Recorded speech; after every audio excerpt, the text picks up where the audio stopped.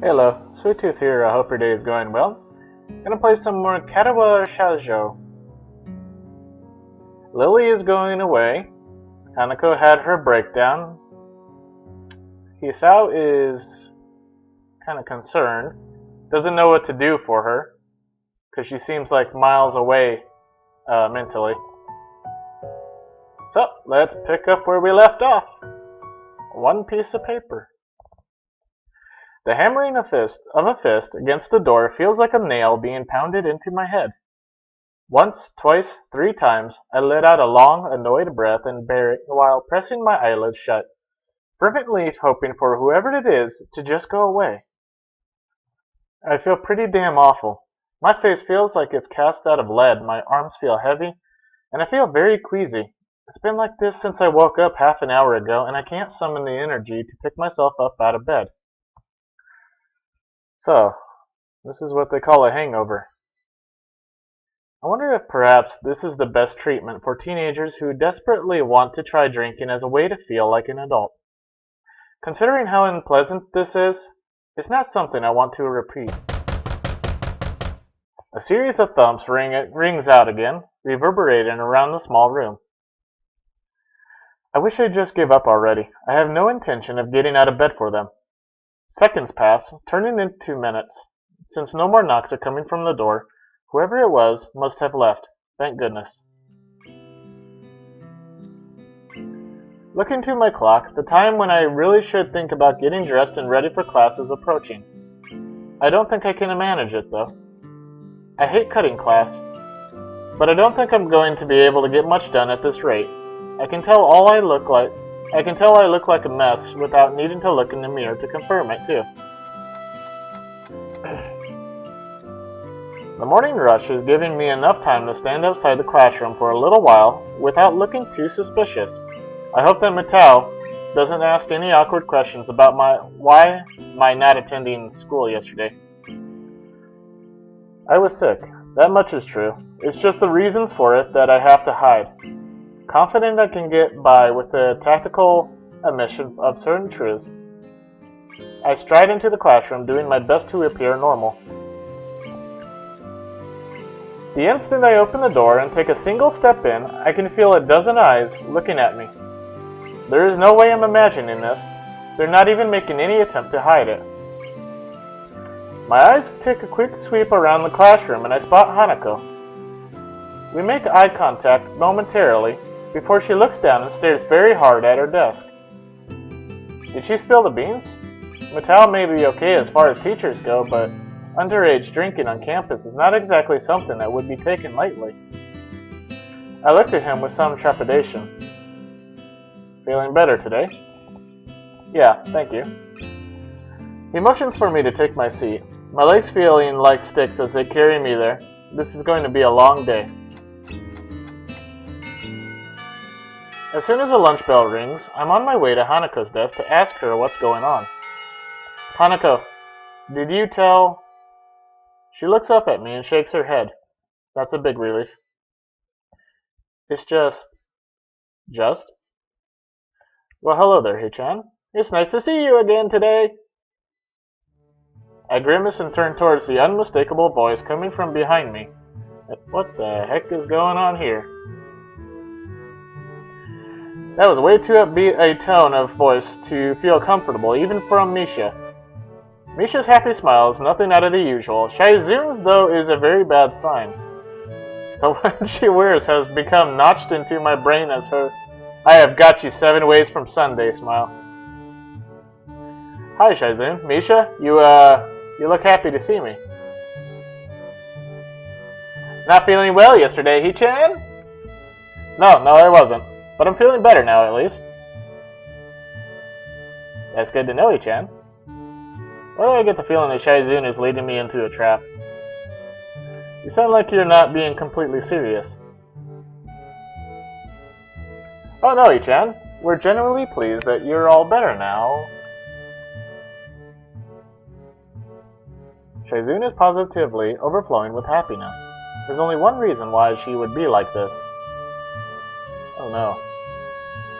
In fact, we were quite worried about you, after all. You, Hanako, and Lily were all absent from class on the same day. Yep, she's got us, so thoroughly that all I can do is sigh in defeat. I guess you have your own theories about this. Could you just kinda not tell anyone? It's a bit late for that, Hee-chan. I suppose she's right, considering the looks I got as I entered class. Oh wait, they already told, didn't they? Still, things only seem to be at the level of vague suspicions rather than outright accusations, so we'll probably be fine. Hanako's face sinks a little further. Such attention is troublesome, even enough for me, let alone for her. Going by Shaizun and Misha's reactions, I think they noticed this as well. The only reason why we're giving you such a hard time is that you ignored us yesterday morning. Yesterday morning? Takes a while to recollect what happened then, given the haze induced by the generally awful state I was in at the time. Alright, the knocking. That was you two? It was. And you left us there for ages after we'd taken all the effort to come into your dormitory early in the morning. Sorry, I was having a problem with nausea. A problem with nausea. Nausea. Why can't I ever say that word correctly? They're not buying it. I can't blame them. Shaizun head drops in resignation before she reaches into her pocket. Something white and yellow can be sticking out a little, and as she pulls it out, it turns out to be an envelope with very bright decorations on it. Since she points it towards me, I duly take it. This is what we were trying so hard to give you, Hee-chan. You don't check your... I tune out the sound of Misha's voice as my eyes register what's written on the envelope. Awanako. I stare at the envelope for a moment before suddenly remembering that there are people around me. There's a very strange, somewhat invasive feeling about their expressions. I kind of want to be alone right now. Awanako? It's nothing. Thank you for bringing me this, you two. I should think so after what we went through. To get it to you... I step back and say my goodbyes. Misha theatrically pouts even as I go out the door, but Shaizun and Hanako remain very visibly curious about my reaction. I hope they won't interrogate me later on this later. The smell of the gardens is, as always, a very pleasant sensation. Some of the most visible signs of how well funded this school is, aside from its sheer size, are the expanse and condition of the grounds. A good number of students can be seen eating lunch, chatting, and playing on the bright green lawns. Even some of the staff is enjoying the summer here, keeping watch over the students and idly walking along their long concrete paths. I've never seen a sight like this in my home city. On excursions, maybe, but certainly never in the school or anywhere near where I live.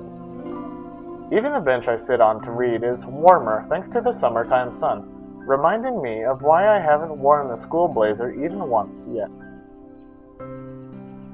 Considering this, the sunflowers and splashes of vibrant yellow coloring adorning the paper are quite appropriate for the time. If only the words written on it were as well. Here I was, thinking I'd managed to get over her when this troublesome thing shows up. Her handwriting looks vaguely familiar at best, and only now that I see it again I remember that she used to write in pink pen a lot. She was always very girly, for lack of a better term. But she was also quite fragile. I never knew if I liked this aspect of her or not.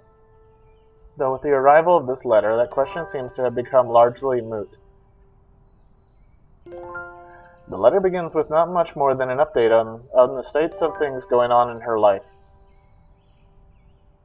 Oh, I thought there was like 3 ons inside that sentence. I only saw 2. My old class had a good start to the school year. Many are anxious about the exams that will be coming up in the future, etc., etc. But it ends on a very personal, if brief, note. It feels a bit like she wrote most of the letter just to try and soften the blow from the ending. I wanted to somehow express my feelings, but the right words didn't come to me. I couldn't say anything to comfort you. I am really sorry for not being able to support you when it mattered the most, even though I like you so much.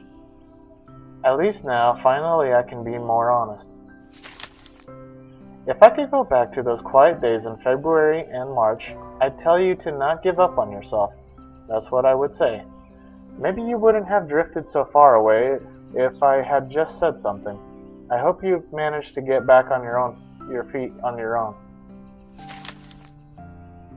Now that the distance between us is also physical, it also feels more final, somehow. I wonder if we will meet again. Perhaps it's for the best if we don't? Still, if you would like to correspond with me, by all means write me back. I'd very much like to hear about your new school and how you are doing. I wish you all the best. Sincerely, Owanako. It's too formal. It's not even affectionate or anything. And so that's that. Our relationship is over. Nice, neat, and tidy with no ambiguity. I hadn't held on to any illusions that it could ever begin anew.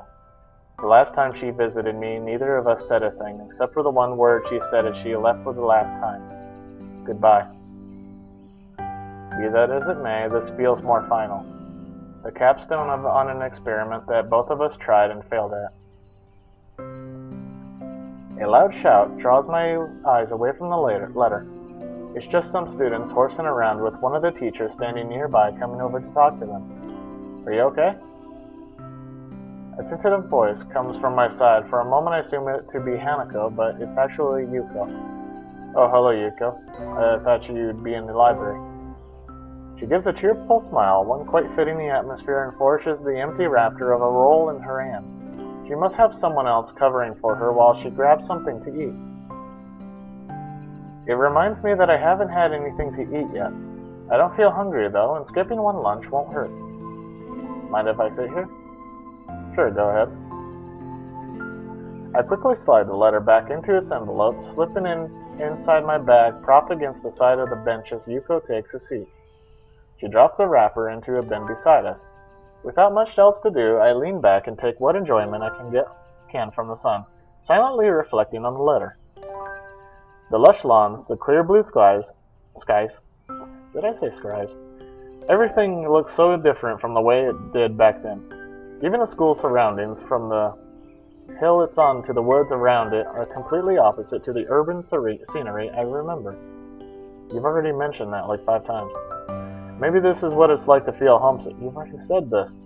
Then again, it's not an outright bad sensation. You've already gone over all this. Like 5 times. The feel of the area around Yamaku, while very different, is also nice. I think I could get used to this. You've already said this 5 times. I distinctly remember one of the times being on the roof. When I was having my breakdown. Hey, Hisao? Yeah? You didn't answer my question from before. I wasn't going to say anything, but you still look troubled. If you don't want to say anything, though, that's okay. I don't mind at all. Sorry for asking something strange like that. I don't mind. It's just, I got a letter from someone I knew before I came to Yamaku. It made me think about some things. I thought I'd managed to get over most of the problems that my accident caused, but now I'm not really so sure. I kinda wish I'd never seen it. I don't think that's good, Hisao. When my boyfriend left me, he did so very suddenly, and never let me know why. At first I was very depressed about it, but I decided to forgive him. You forgave him? Couldn't he at least have talked properly with you about it? He was always one of those people that found it difficult to come close to others. In the end, I decided that I fell in love with him for a reason. He was a good person, and I think that if I had been in his position, I would probably have found it just as hard to try and talk to him. I don't really see the connection to the letter I got. I mean that, how should I put this? It must have been very hard for that person to send that letter. And if they did, I think they must have thought very hard about exactly what to say. Owanako managed to write this letter and bring a final close to our relationship, something that I'd never managed to do. Whereas here I am trying to protect and help Hanako as best I can, especially with Lily leaving for a while, and I'm not even able to deal with my own problems. Does that make sense? She's taken my non-response and furrowed brow as doubt. She really reads faces too much, just like a certain other person. Yeah, that makes sense. The letter was just kind of a shock, really. I think I tried to fool myself into thinking that my life reset when I came into Yamaku. But now I'm suddenly aware that it didn't. I'm at a bit of a loss about how to deal with these feelings. I think that's something I can't really help you with. Sorry. It's fine. I think being able to talk with you helped me get things sorted out a bit better in my head, so thank you anyway. She nods and smiles sweetly. Yuko is a nice girl, so it's a shame she's so highly strung so often. The school bell ringing out startles us both. Ah, I was supposed to be back before the bell. Oops. She jumps off the bench and almost races off without a second word, but turns on her heels as she remembers she was talking to me just now. I'll see you later, Hasao. Cheer up, okay? I'll try to. Thanks, Yuko. With a quick bow, Yuko takes her leave and begins her rush to the library. Her flight catches the curious eyes of a few passing students, who are unenthusiastically trudging back to their classes after their fun. Reluctantly, standing from the bench, I dust myself off and join them. Even while I walk through the gardens back to the main building, the thought of the letter in my bag doesn't stray far from my mind.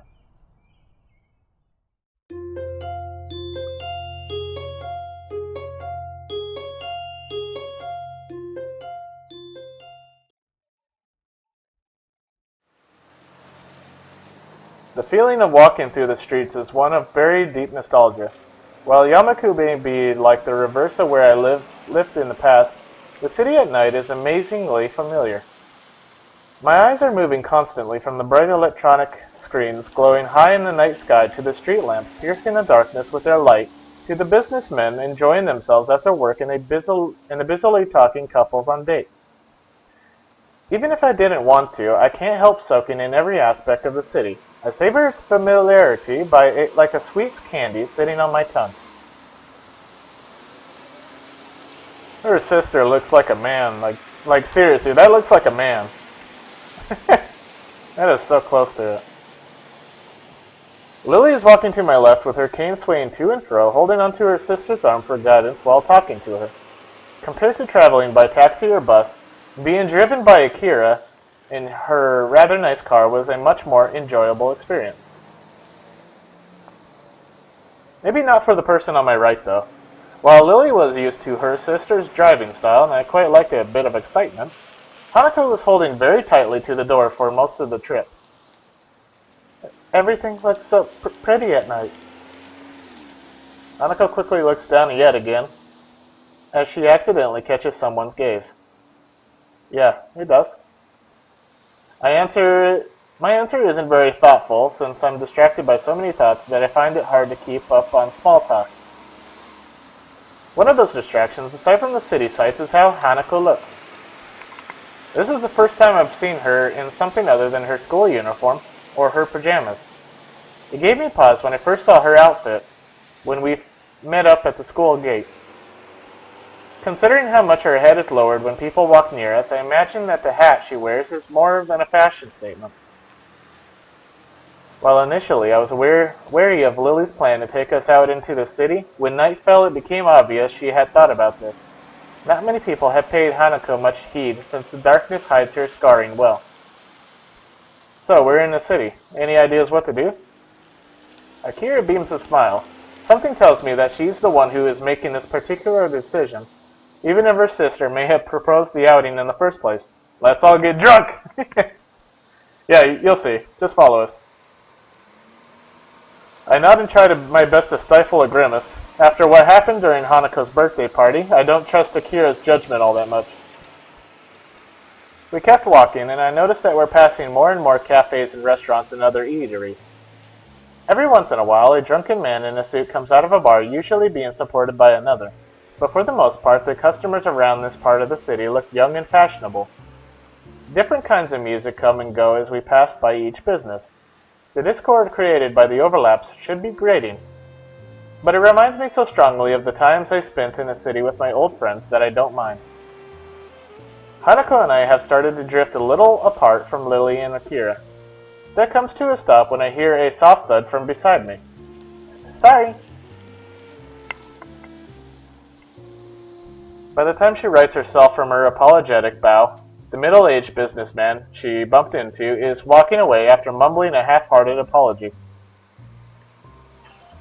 Hanako looks a little put off by the experience, and as she quickly skips ahead to match my pace, I notice her head hanging low once more.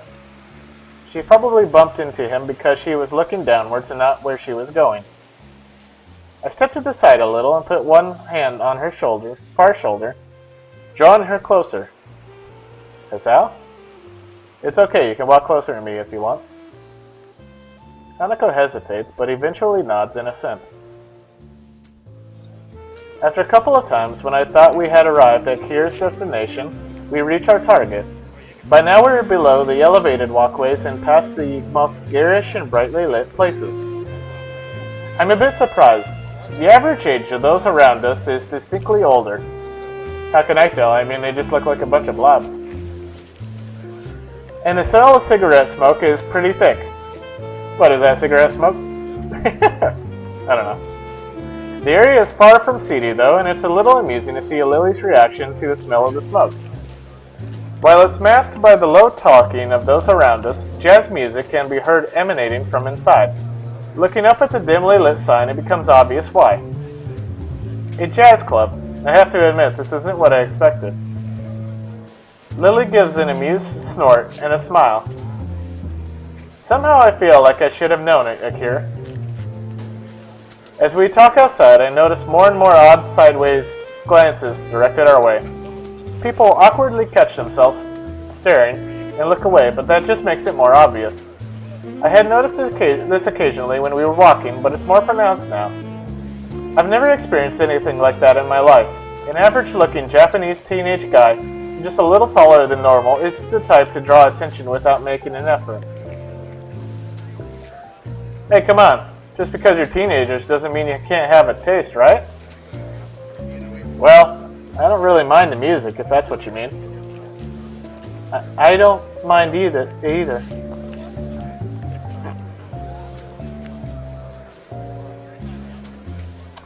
I keep messing those words up. I don't mind it either. Alright.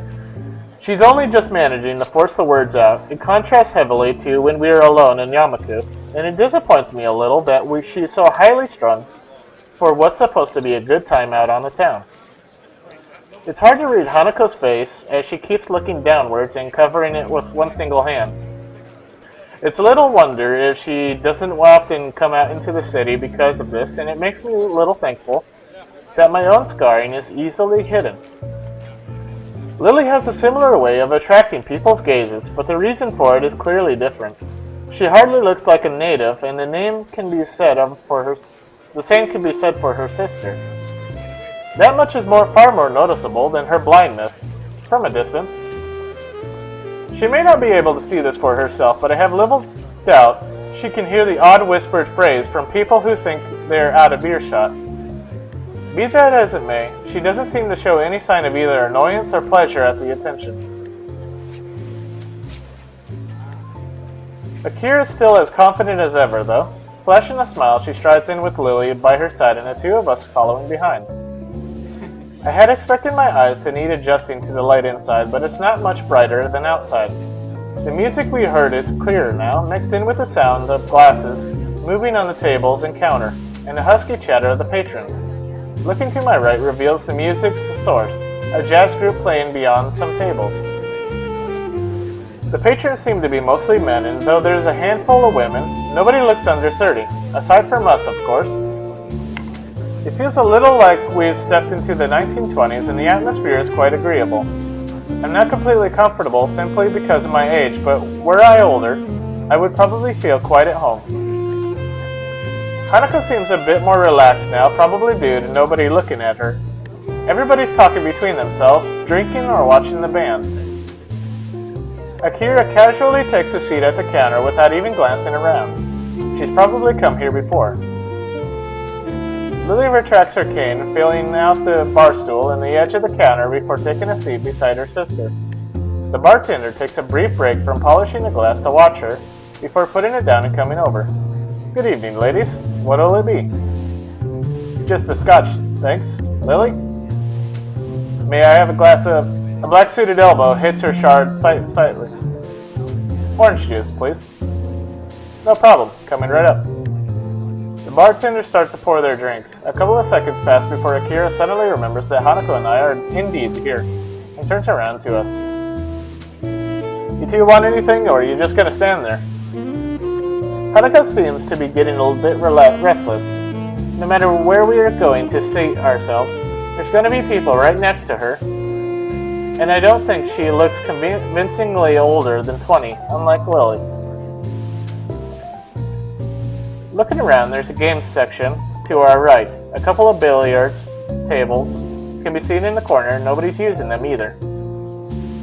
I glance to Hanako, about to ask her if she'd like to play, but she's already looking longingly in the same direction. Maybe it says something that we can get by with so few words nowadays. We'll go play pool over there. Akira leans back to see past me before shrugging and sitting back up. It seems you'll have to put up with only me for company. How unfortunate. Have fun, you two. We turn to set off for the abandoned corner, with Hanako taking the lead. The prospect of a nice, quiet game away from everyone makes her walk noticeably faster. Her eyes stay firmly fixed on her prize. The table's full size and well lit despite the surrounding darkness, thanks to the bright overhead lights. A huge painting of something covers the walls. There aren't many people milling about in this corner of the club, and I can see Hanako becoming a little less tense as a result. You know how to play? I'm no expert, but yeah, I do. Then, 8-ball? Sure. Hanako gets the chalk and 2 cues from a set of hooks against one of the walls, while I fetch the balls from the table pockets and grab the rack from a shelf underneath. She patiently waits as I get the table set up. After slotting the final ball into the rack and doing some last adjustments, I end up having to fight my perfectionist urges in getting the bottom row of balls exactly perpendicular with the edges. With the balls arranged and ready for play, I step back and take my cue from her outstretched arm. I carry out a quick inspection of the tip before I'm satisfied that it's in good condition. So you played before? Once or twice. I just kind of know the rules. The air between us feels a little awkward. She's still pretty nervous, understandably, given that we're in public. Eventually, the silence becomes too much even for Hanako, and she begins to quietly stammer. Who will break? I think for a moment before reaching into my pocket and drawing a coin. I'll take heads, your tails.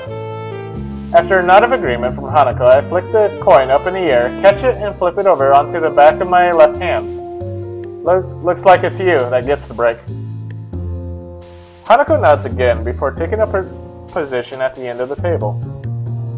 She's not usually this quiet around me, but I'm not wholly sure if it's because of the tidbit of information about her past that slipped out moments ago.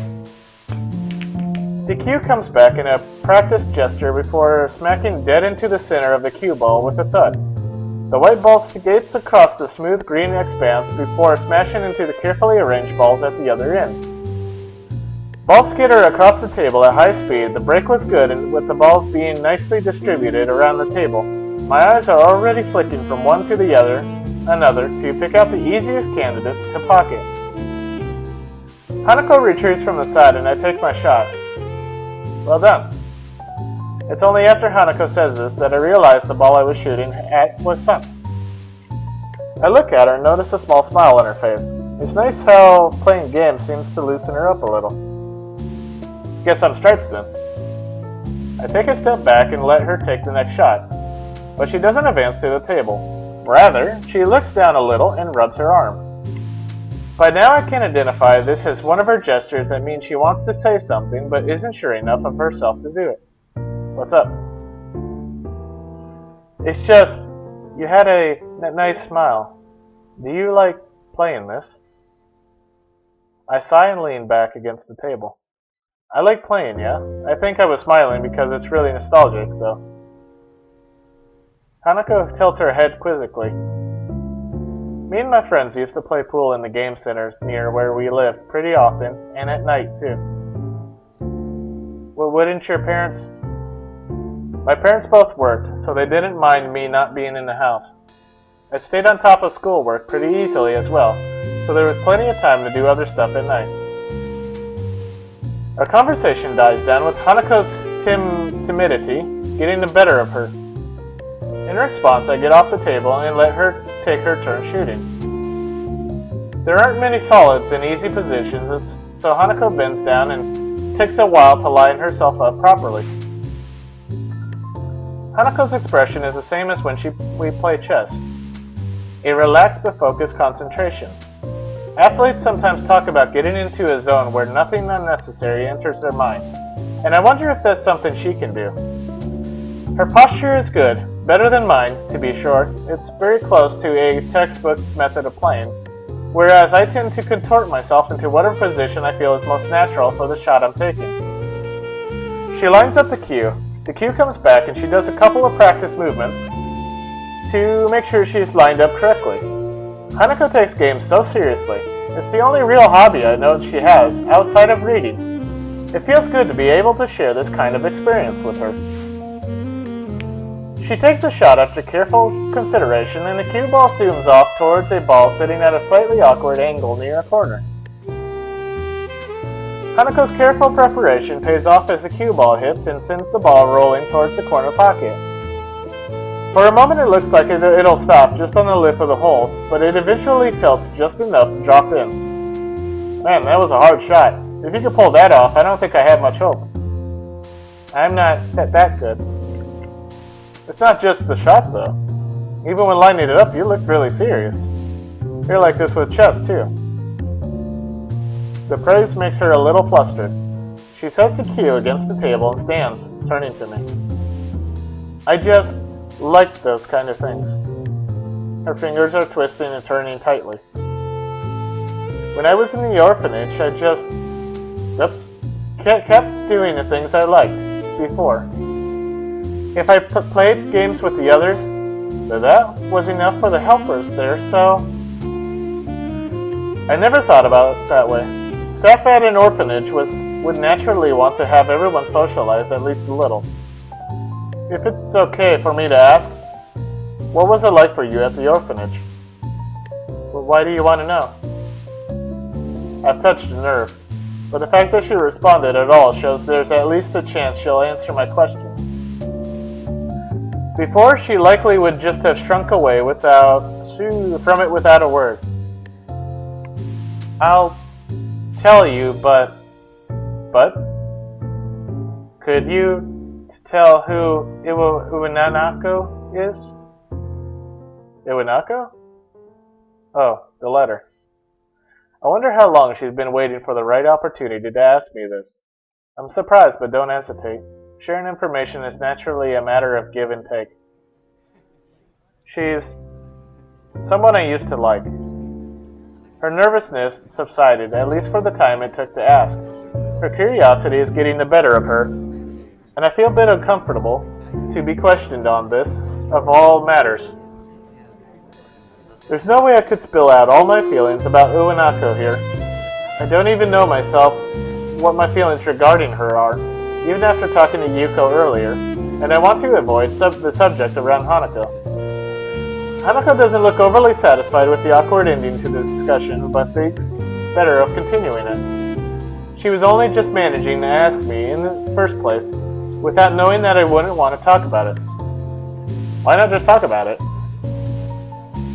Stop thinking all this in your mind and just talk about it with the lady. Come on! She's right there. She wants to know. You said one single sentence. She wants to know. Let her know. Talk! Talk, you simpleton! Oh, gosh darn it.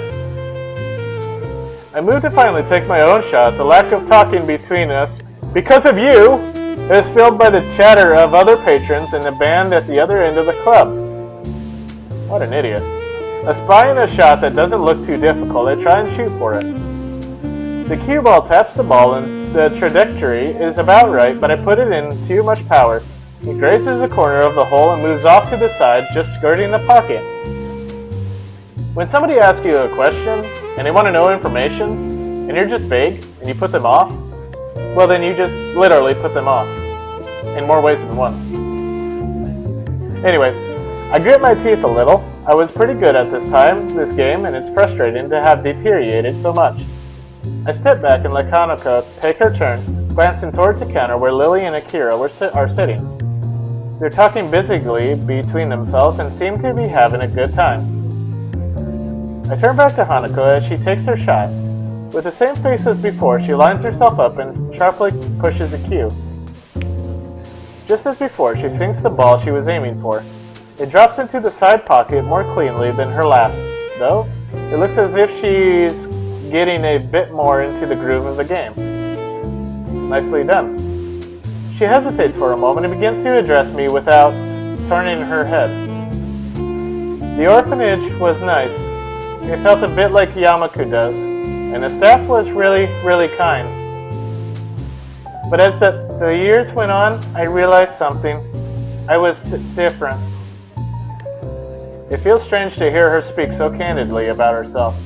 She's audibly forcing the words out. It reminds me of when she insisted she tell me about the fire. Hanako must feel that she has to tell me of such things if I'm willing to tell her about my own past. It's because now she's trying to get an exchange out of you because you won't fucking open up to her. Now she's trying to say, well, let me say something and then maybe you'll say something. Yep, because you won't say anything. That's out.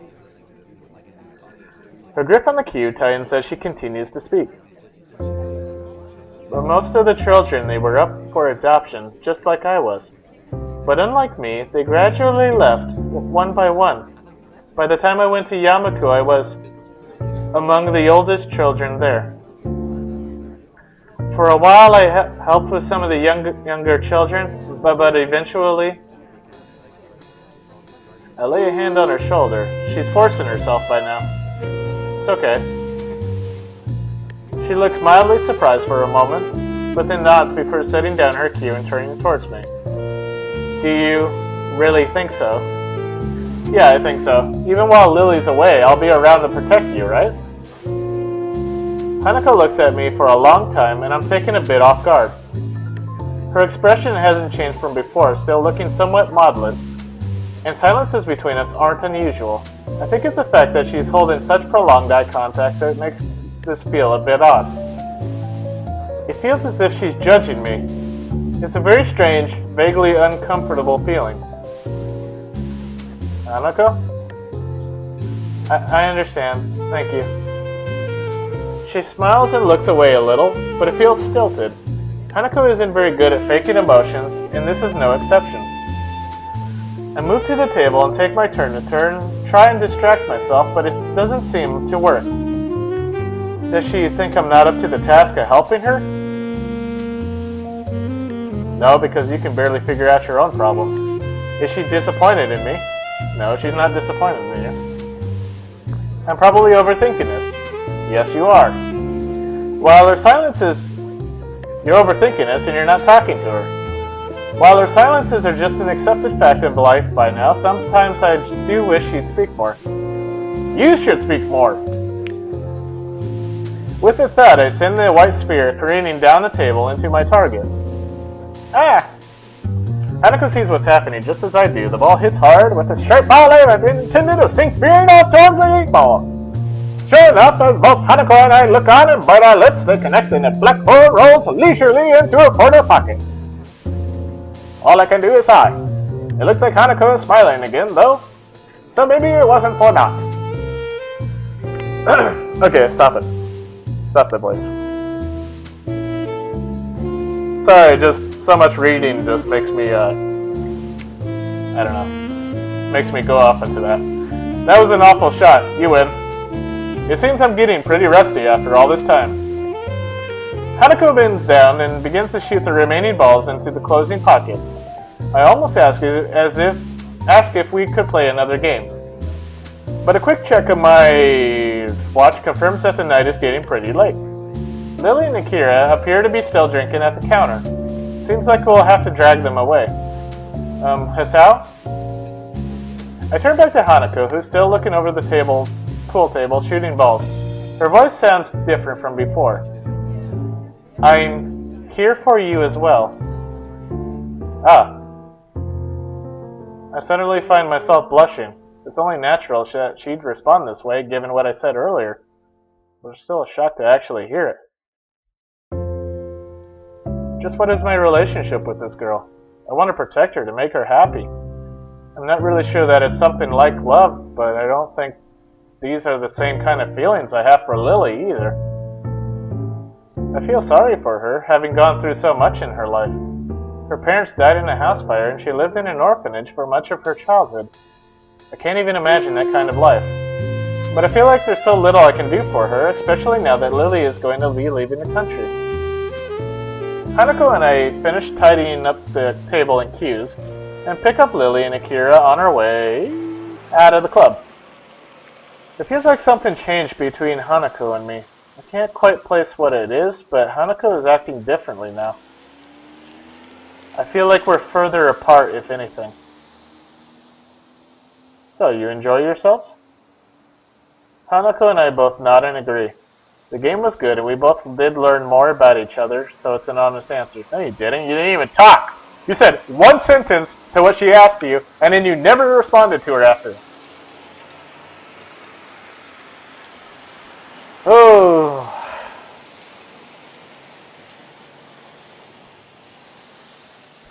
Gonna drive me crazy. Gonna drive me crazy. If someone asks you something, they want to know an answer. It isn't... You just give them the answer. You don't know what they're thinking. You don't know. You can't presume whether or not they should or shouldn't have the answer 80% of the time. Even if it hurts, you should still tell the person. You just said one single fucking sentence, and I just read a whole bunch of other shit. Because he wouldn't say anything else. Alright! Anyways, Lily appears to be a little distracted. Worried about the trip, Lily? She pauses before sighing and smiling weakly. A little. It means quite a bit. The comment earns her a clap on the shoulder from her sister. Hanako smiles back too. You'll be okay, Lily. I hope you can enjoy your time over there. Thank you, Hanako. I'll try to. It will be nice to be back with my family after all, no matter how brief a time it may be. With that, the four of us begin the walk to the car park where Akira's car is. We continue to talk between ourselves, but it's mostly just small talk.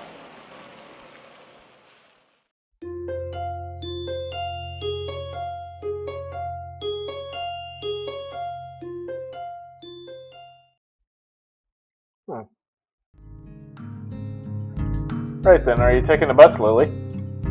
Lily motions to a large suitcase standing beside her. Once again, I gotta check on something. Yeah, that's gonna do it for this video. I want to thank you for watching. Feel free to leave a comment. I hope you have yourself a good day. I love you. And this is Sweet Tooth, signing off.